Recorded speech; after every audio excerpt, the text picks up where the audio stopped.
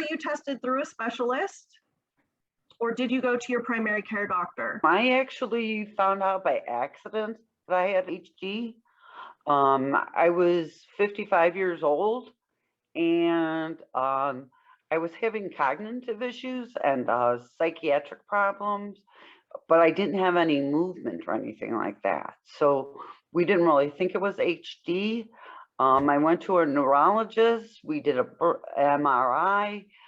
He said that looked fine. It didn't look like a Huntington's brain.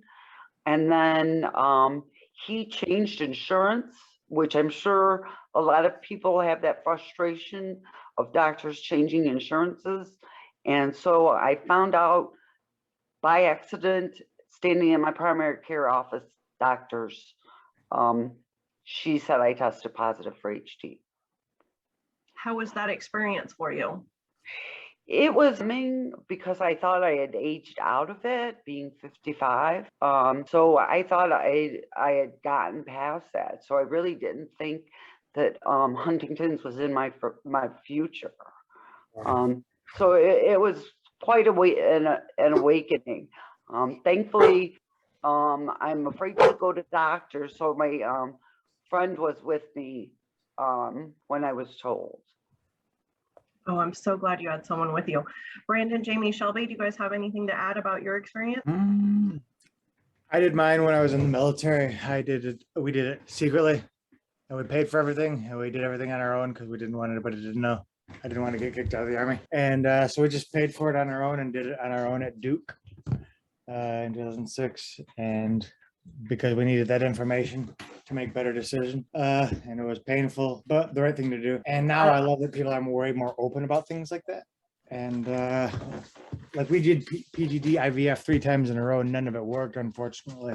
But that was another thing, we kept really quiet because we didn't want anybody to know. So, but we paid for it all out of pocket, which was not cheap for a simple soldier. You mentioned it was painful. Can you elaborate on that? Like physically painful, emotionally painful? Emotionally painful, definitely, because I was numb from combat and then numb from this, and then numb knowing my dad was about to die from this, and just numb from a lot of things. I didn't realize how much I was actually affected. And again, I assume after this whole thing, and it really shocked my world, the episode in 2006 in Afghanistan was so intense that it opened the floodgates for me.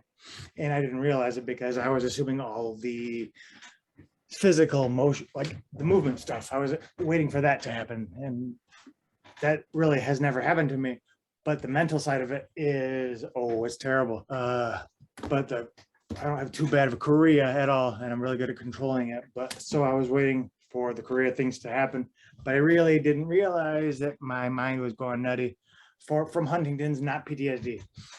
Both, but I got a good handle on PTSD stuff, but I didn't realize Huntington's was kicking my butt so hard until I started seeing people like you through the VA. And through them and stuff, I've learned to get all sorts of awesome, positive coping mechanisms and work my way out of there. Oh, I'm so glad you did. And thank you, Brandon and Ann, for sharing your stories. And a couple things. You had mentioned that you thought you aged out of it. I really appreciate you saying that, because that is one of the myth busters that I think they talked about several months ago, whenever that was. And that is a myth. Unfortunately, people, everything is a bell curve, and there's people on the outlier. So there are people at our clinic in Sacramento where we've diagnosed people that are in their 70s with Huntington's. Unfortunately, there's not a magic age of, I'm going to get this age and then that means I'm in the clear.